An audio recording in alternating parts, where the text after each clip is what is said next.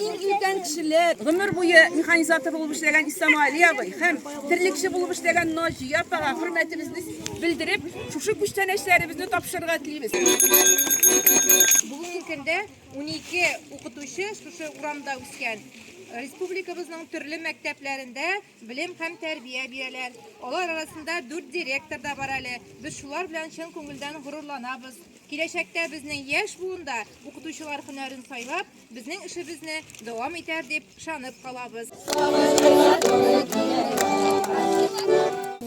Saban toyunda at çabısında ortadan birinci kelgen atqa aldım.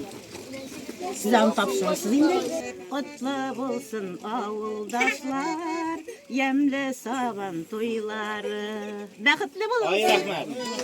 İlişkilerimiz bilen, Onkudadı'nın kooperatif kuramının yuvarı ışı, Kadir Zafiyet Ayakütten ulu. Bu Tataristan Respublikası'nın Atkatamam agronoma. Edili oğlu Minkiler Kankinar Gazizovlar. İkisine birge gelişlikte 50 yıl hizmet stajı var.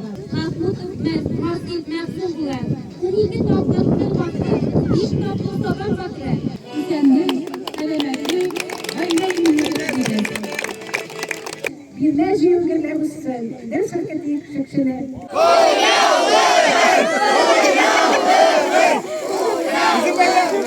Sabantıyına şikkan bulagısın. Ağzın bir sağlık salametlik tilep.